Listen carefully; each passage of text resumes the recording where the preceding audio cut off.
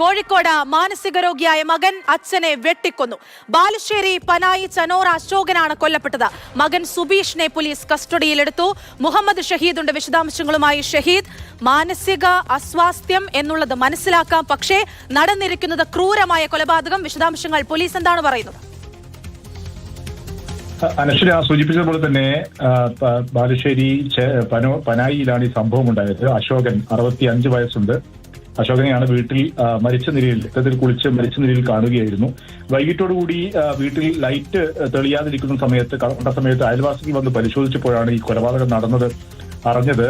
ഉടൻ തന്നെ ഇയാളുടെ അശോകന്റെ മകൻ വിബീഷ് മാനസികാസ്വാസ്ഥ്യമുള്ളയാളാണ്.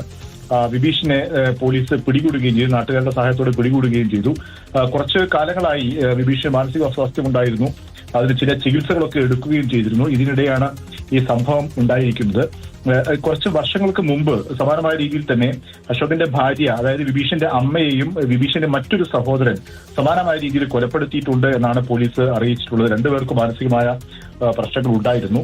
രണ്ടാമത്തെ സംഭവമാണ് ആ വീട്ടിലുണ്ടായിരുന്നത്.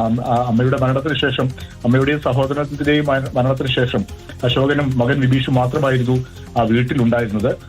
അതിനിടെയാണ് ഇപ്പോൾ അമ്മയ്ക്ക് ശേഷം ഇപ്പോൾ അച്ഛനും മാനസിക രോഗിയാണ് മകന്റെ കയ്യാൽ കൊല്ലപ്പെടുന്ന സംഭവം ഉണ്ടായിരിക്കുന്നത്.